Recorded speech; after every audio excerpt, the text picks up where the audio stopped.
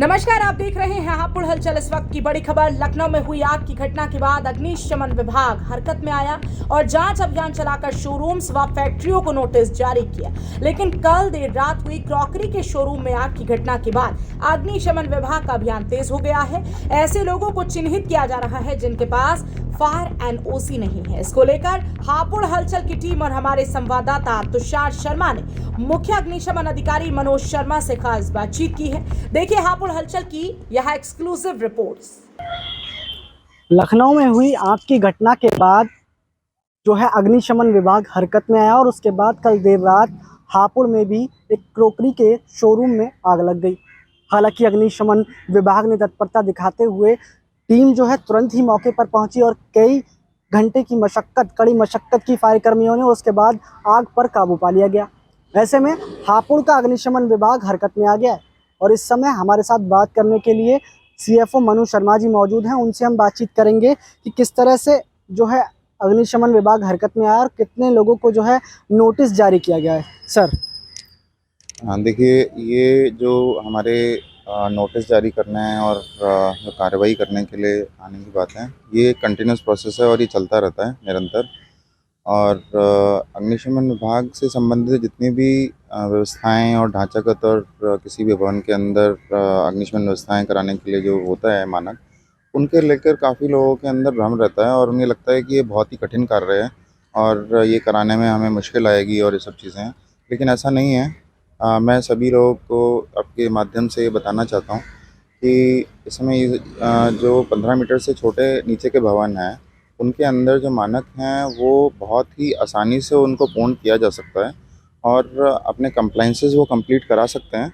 और इसमें कोई भी ज़्यादा वो ना समझें। किसी को भी अगर कोई पूछना है या कोई भी गाइडेंस लेनी हो तो वो मॉर्निंग से लेकर इवनिंग तक किसी भी समय ऑफिस में आके और अलग अलग हमारे क्षेत्र के अंदर अलग अलग फायर स्टेशंस हैं, वहाँ जाके उनसे गाइडेंस ले सकते हैं और वो उनको बता देंगे कि किस तरह से उनको नियम कौन कौन से भवन से रिलेटेड पूरे करे जाएंगे।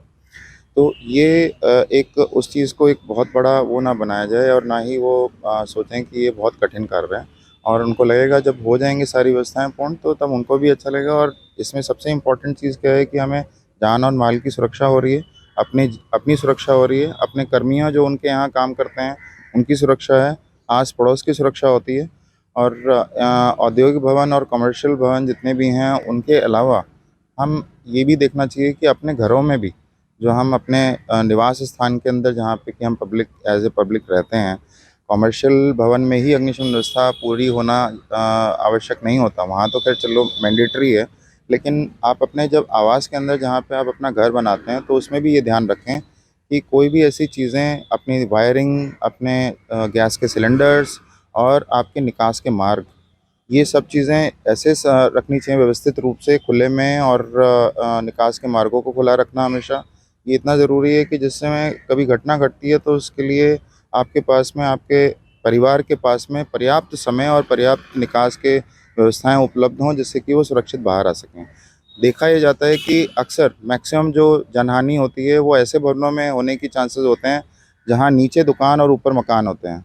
तो आप नीचे भंडारण करते हैं, नीचे किराए पर दे देते हैं और नीचे भंडारण जहाँ पे भी जिन भवनों में होता है उन भवनों के अंदर जब अग्निकांड होता है तो ऊपर लोग जो परिवार रहते हैं वो फंस जाते हैं, क्योंकि उनके एक ही द्वार निकास का होता है और वही बाधित हो जाता है। तो उनको निकालना, सुकुशल पहुँचना वहाँ तक, और वो बहुत कठिन कार्य होता है। और जबकि ऐसे भवन कोई अनापत्ति प्रमाण पत्र की श्रेणी में नहीं आते, लेकिन ज़्यादातर ऐसे ही भवनों के अंदर कभी भी जनहानि होती है तो ऐसी जगह होती है। तो इसलिए और अग्निकांड भी ऐसी जगह होते हैं। तो आपको मैं ये आपके माध्यम से अनुरोध करना चाहता हूँ कि सब लोग जो हैं ख्याल रखें। और जो कल अग्निकांड हुआ उसमें भी प्राय ये देखा गया कि इन्वर्टर या बैटरी या फिर शायद जनरेटर की वजह से कुछ उनका स्रोत था।